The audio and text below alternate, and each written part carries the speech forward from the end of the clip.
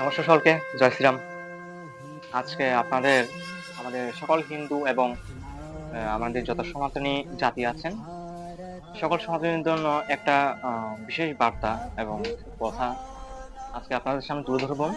যেটা কে লিখেছে সেটা আমি জানি না, তবে আমি জাস্ট আপনাদেরকে শোনাচ্ছি। সেটা হচ্ছে, আমি যেভাবে জ্ঞান পাপী থেকে হিন্দু হওয়া থেকে বাঁচলাম। মানে আমি যেভাবে জ্ঞান পাপী হিন্দু থেকে বাঁচলাম। যখন আমার বয়স ৫ থেকে ১৫ বছর, যখন আমার অন্য ধর্মীয় বন্ধুরা সাধারণ শিক্ষার পাশাপাশি তাদের ধর্মীয় শিক্ষা গ্রহণ করত, তখন আমি সাধারণ শিক্ষার পাশাপাশি নাচ, গান, আর্ট স্কুলে দৌড়াই এবং আমি শিল্পকলায় স্কুলে নাচি আর গাই। আমার বয়স যখন ১৬ থেকে ২৫ বছর, তখন আমি অন্যান্য ধর্মীয় বন্ধুদের কাছ থেকে তারা নানা প্রশ্নের সম্মুখীন হই। হিন্দুরা কেন মূর্তি পূজা করে? মূর্তি খায় না, মশা মাছি তাড়াতে পারে না, এ আবার কেমন সৃষ্টিকর্তা? তো হিন্দুরা কেন মৃতদেহ জ্বালিয়ে ফেলে? বেদে, গীতায় নাকি মূর্তি পূজা নিষিদ্ধ? তারায়ণের বেদে উল্লেখ্য বসিনদে নাকি আল্লাহর ও নবীর কথা বলা আছে। হিন্দুরা কেন গরু খায় না? হিন্দুদের জীবনের মূল লক্ষ্য কি? আমি তাদের উত্তর দিতে পারি না, কারণ আমি কোনোদিন কোনো ধর্ম বই পড়িনি, গীতা, বেদ, উপনিষদ পড়িনি। আমার মা সবসময় স্কুলের বই পড়াতেন আর বলতেন, ভালো রেজাল্ট করলে এ প্লাস পেতে হবে, ডাক্তার, ইঞ্জিনিয়ার হতে হবে, বেশি টাকা আয় করতে হবে। যেখানে টাকা নেই, লাভ নেই, সেখানে আমার মা বাবা যেতে দেন না। বেদ, গীতা, উপনিষদ পড়লে পরীক্ষায় এ প্লাস পাবো না,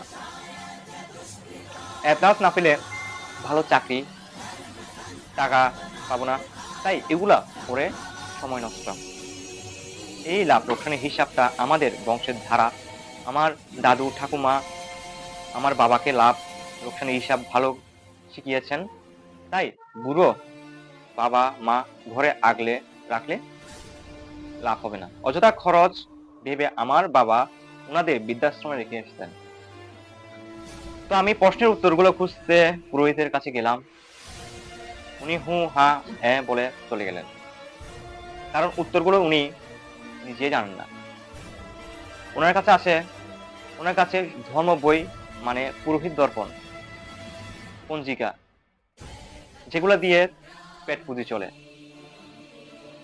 বোকা হিন্দুগুলোর এটাই ইচ্ছা, মন্ত্রের অর্থ না জানলেও চলবে, পুরোহিতের পেছনে বসে মন্ত্র পাঠই কেবল ধর্ম।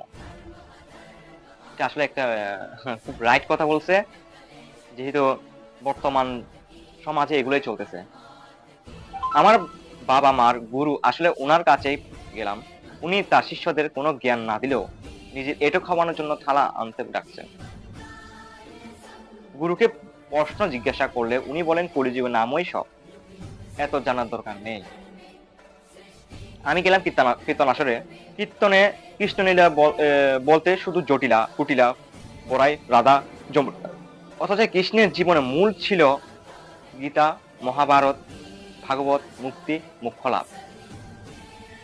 সেখান থেকেও আমি হতাশ হয়ে ফিরে এলাম। আমি গেলাম পূজায়। পাড়ার ছেলে মেয়েদের উদ্ধম নাচ, ডিজে গান এবং মাতলামি ধাক্কাধাক্কিতে আমি ঠাকুর মশাই অবধি যেতেও পারলাম না। হতাশ হয়ে গীতা, বেদ, উপনিষদ কিনে পড়া শুরু করলাম। আমি জানলাম মূর্তি ভগবান না, এটি কাঠ মাটি দিয়ে তৈরি করা একটা উদাহরণ মাত্র। তাই মূর্তি খায় না, মূর্তিতে মশা মাছি বসতে পারে। মূর্তি ভেঙে অনেক মূর্খ ভাবে হিন্দুদের সৃষ্টিকর্তাকে ভেঙেছি। আসলে তো তাই।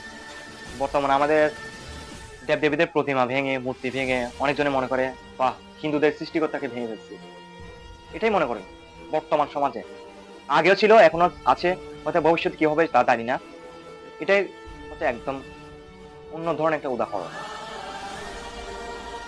মূর্তি হিন্দুদের সৃষ্টিকর্তাও না। মূর্তি হলো সর্বশক্তিমান ঈশ্বরের অসংখ্য রূপের একটি রূপক মাত্র, যেটা কেবলমাত্র একটা চিহ্ন, যেটার মাধ্যমে ঈশ্বরের প্রতি ভক্তি প্রকাশ করা হয় মাত্র। ভক্তের ঈশ্বরের প্রতি ভক্তি প্রকাশের একটা মাধ্যম। হিন্দু শাস্ত্র মতে ঈশ্বরের নিরাকার সাকার রূপে দুই রূপেই বিরাজিত। ঈশ্বরের সাকার রূপ হলো দেবদেবী আর নিরাকার রূপ হলো আকৃতিবিহীন। বর্তমান যুগে আমাদের অশান্ত মনকে শান্ত করতে একটা মাধ্যম প্রয়োজন, তাই মূর্তিকে মাধ্যম হিসেবে ধরলে ঈশ্বরের আরাধনা করা সহজ হয়। আমরা যখন প্রার্থনায় বসি তখন ঈশ্বরের রূপ, মূর্তি বা ছবি হিসেবে সামনে থাকলে প্রার্থনায় মন বসানো যায়। ঈশ্বরকে সহজে কল্পনা করা যায়, ভগবানের অস্তিত্ব উপলব্ধি করা যায়।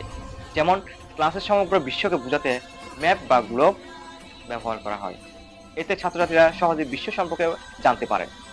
ঠিক তেমনই মূর্তির সামনে ঈশ্বরের রূপ সহজে বোঝানো হয়। একটা ম্যাপ বা গ্লোব মানে যেমন সমগ্র পৃথিবী না, তেমনি মূর্তি মানে কিন্তু ভগবান না। আমি জানলাম বেদ গীতায় আল্লাহ নবীর কথা লেখা নেই। উত্তরায়ণ বেদ ও অল্লোপনিষদ নামে কোনো বেদ উপনিষদ নেই। এগুলা হিন্দুদের বিভ্রান্ত করার জন্য, বোকা বানানোর জন্য সম্রাট আকবরের সময় লেখা হয়েছিল। আমি জানলাম হিন্দু ধর্মে মূর্তি পূজা নিষেধ না। মূর্তি পূজা নিষেধ বলে যে মন্ত্র বলা হয় সেগুলো বিকৃত অর্থে প্রচারিত। যেমন যজুর্বেদ 40:9 অন্ধংতম প্রবিশন্তি যেহ সংভূতি মুপাস্তে তথ ভুই ইব তে তমজ সম্ভূতা রতা। ফলত যারা সকাম কর্ম অর্থাৎ ফলের আশায় কাজ করা, স্বার্থপরতা, লোভ ইত্যাদি আসক্ত হয় তারা অন্ধকারে প্রবেশ করে, এবং যারা অশুভথানাং অর্থাৎ বিধ্বংসী কার্যকলাপে লিপ্ত হয় তারা আরো বেশি অন্ধকারে প্রবেশ করে। আচ্ছা, বিকৃত অর্থ একবার বলি। প্রকৃতির পূজা করলে অন্ধকারে নরকে যাবে, আর কার্যভ্রমে মানে মাটি দিয়ে কিছু বানানো একদম স্পষ্ট যেভাবে মূর্তি পূজা নিষিদ্ধ। এটা হচ্ছে বিকৃত অর্থ, যেটাকে বিকৃত করা হয়েছে সম্রাট আকবরের আমলে। তখন আমাদের সনাতন ধর্মটাকে ধ্বংস করার জন্য অনেক চেষ্টা করছিল, অনেক পারেনি। আচ্ছা, আরেকটা যজুর্বেদ 32 নাম্বার এবং 3 ন তস্য প্রতিমা অস্তি যস্য নাম মহৎ যশ হিরণ্যগর্ভ ইতেশ মামা হিংসি দিতেশা তস্মান জাত। এখানে যে প্রতিমা শব্দটি ব্যবহৃত হয়েছে তা সংস্কৃত শব্দের অর্থ প্রতিম, এর সাথে আ প্রত্যয় যুক্ত হয়ে প্রতিম শব্দের অর্থ তুল্য বা সমতুল্য। এখানে এর শরার্থ করলে হবে নিরাকার ব্রহ্মের সমতুল্য কেউ নেই। কিন্তু এখানেও বলা নেই যে দেবদেবীর পূজা করা যাবে না, কারণ দেবদেবী ঈশ্বরের সাকার রূপ। দেখুন কত বিকৃত করছে। এবার ভুল ব্যাখ্যায় আসি। তারা এর ভুল ব্যাখ্যা দিয়ে থাকে এবং তারা যে লাইন ব্যবহার করে তার নিম্ন রূপ ন তস্য প্রতিমা অস্তি, এবং যাদের কথা হচ্ছে যেহেতু প্রতিমা ইংরেজিতে স্কাল্পচার আইকন একটি, তাই এখানে বলা হয়েছে ঈশ্বরের কোনো প্রতিমা নেই, যা সম্পূর্ণ ভুলভাবে তারা উপস্থাপন করে থাকে। তো যদি তাদের এই ব্যবহার মাত্র 2 লাইন শব্দ নেই সম্পূর্ণ মন্ত্র থেকে ন তস্য প্রতিমা অস্তি, তথাপি এখানে যাদের ব্যাখ্যা কোনোভাবেই আসে না, এখানে এ শর্ত হয় যে ঈশ্বরের সমতুল্য কেউ নেই, কিন্তু তার সাকার রূপকে দেবদেবী মেনে পূজা নিষিদ্ধ, এটা কোনো গ্রন্থে এবং কোথাও লেখা নেই।